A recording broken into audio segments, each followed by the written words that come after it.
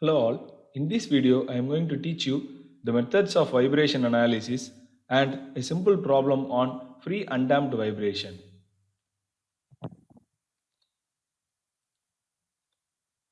So the first method is energy method. Okay, so according to the energy method, the kinetic energy and the potential energy of the system is equal to constant.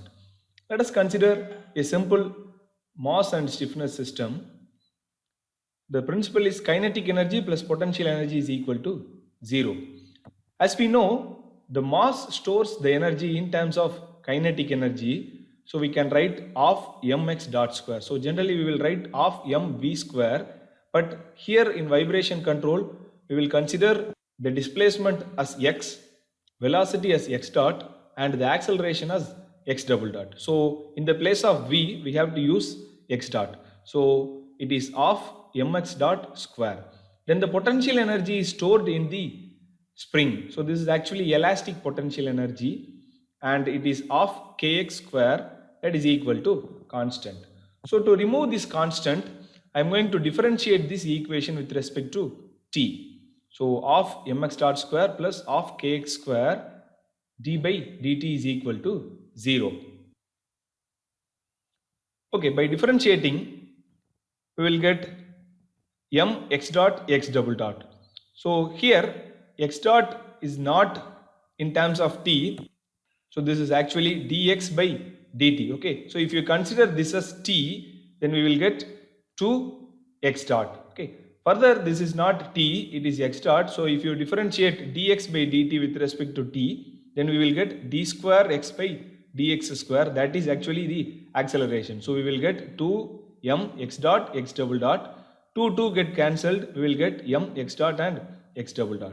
Then half k x square. So this is not in the form of t, so this is actually x. So if you consider this as t, then we will get 2x. So this is not t, so further we have to differentiate this x again. So if you differentiate x with respect to t, then we will get dx by dt, that is actually velocity. So 2 get cancelled, we will get kx x double dot, that is equal to 0.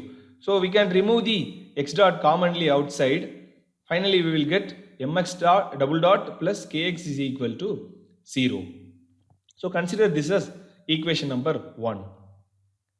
For simple harmonic motion, the x is equal to a sin omega t. Okay, so then x dot is equal to, we have to differentiate this. It is, if you differentiate sin omega t, we will get cos omega t into omega. So you will get omega a cos omega t. Again, if you differentiate this, then you will get cos omega t is equal to minus sin omega t into omega. Already there is a omega is there. So it is minus omega square a sin omega t. Now you can substitute this in the first equation. In the place of x double dot, what I am going to do is I am going to substitute the minus omega square a alone, because comparing with this omega square a, the effect of sin omega t and cos omega t is very minimum. Okay, so we can neglect that, substitute the omega square alone, and in the place of kx, substitute a alone, that is equal to 0. So now by solving this equation, then finally we will get omega n is equal to root of k by m radian per second. Then the second method is equilibrium method. In the equilibrium method, we can directly write the equation. So if there is a mass, then we can write mx double dot. If a damper is there, then we can write cx dot. Then if a spring is there, then directly we can write kx, that is equal to f. So if the system is forced, then f will be there. If it is a free vibration, then we can substitute 0. So here m is the mass in kg, x double dot is acceleration in meter per second square, c is the damping coefficient in Newton second per meter, x dot is velocity in meter per second, k is stiffness in Newton per meter, x is equal to displacement in meter. So if there is no damper, then we can put 0 in the place of damper. If there is no spring, then we can put 0 in the place of the spring stiffness. Find the natural frequency of the system shown in figure. So we are going to use the energy method to solve this problem. So first of all, let us calculate the total kinetic energy. Before that, consider two displacements because the spring K is connected with the outside pulley with the radius of R2 and the mass is connected with a inside pulley of radius R1. So this spring will have a displacement of x2 and this mass have a displacement of x1. So this is very important. Coming to the kinetic energy, a mass is there, so we can write of mx dot square.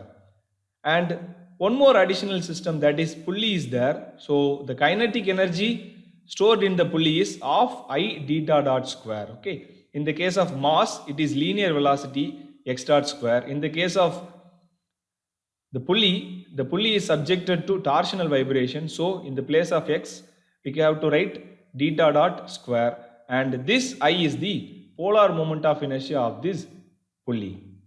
Then the potential energy, a spring is there, so we can write of kx square.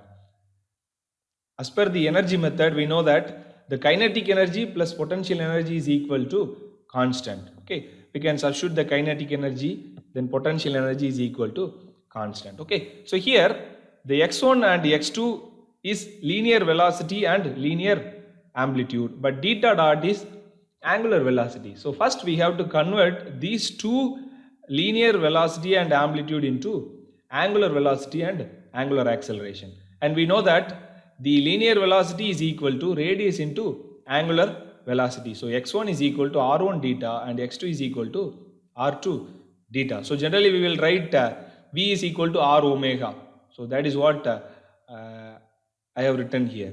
So in the place of x1 dot square, I am going to substitute that r1 square and theta dot square. Then in the place of x2 square, then I am going to substitute r2 square theta square. So here x1 dot is there, so r1 square and theta dot square. So here it is x square, so r2 square and theta square is equal to 0. It is equal to constant.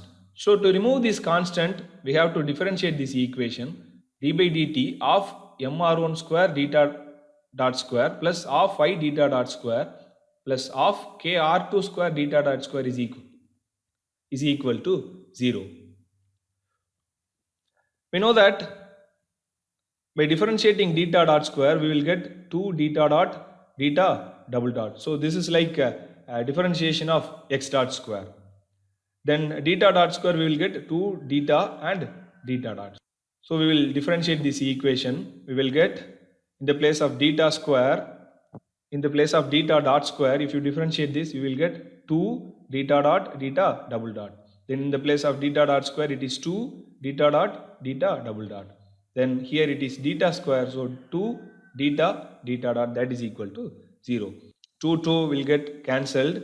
Then theta dot is there, so we can commonly take the theta dot outside. So the equation will be like this: m r1 square theta double dot plus I theta double dot plus k r2 square theta is equal to 0.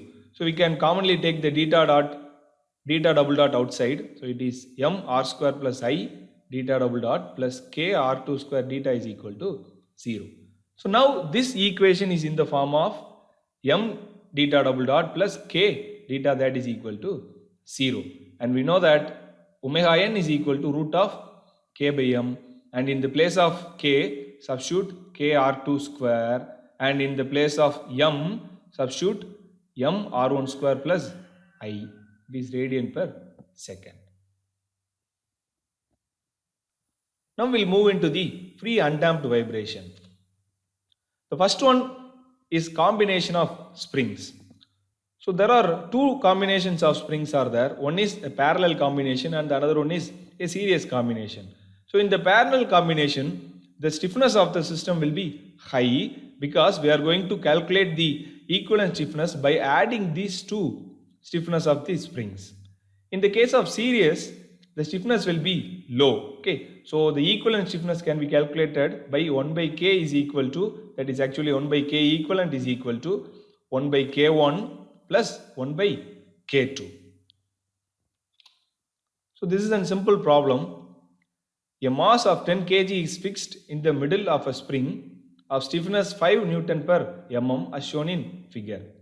Calculate the natural frequency of the system.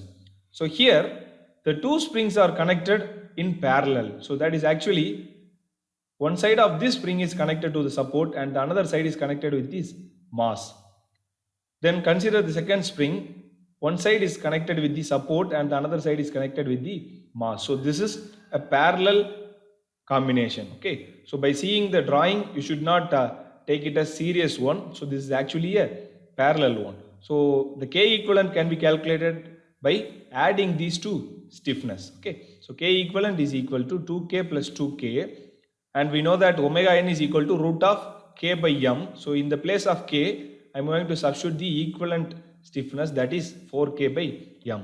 So the K value is given in the problem, we can substitute that, and the mass is given, we can substitute that, we can calculate the natural frequency of the system. So omega n will be in radian per second. So further, if you want to calculate the frequency, then Fn is equal to omega n divided by 2 pi, that is 44.72 divided by 2 pi, that is equal to 7.12 Hz. So this is actually the natural frequency. Remember that in the problem, if they asked you to calculate the natural frequency, then we have to calculate the solution in Hertz, not in radian per second, because the radian per second is angular velocity, Hertz is frequency.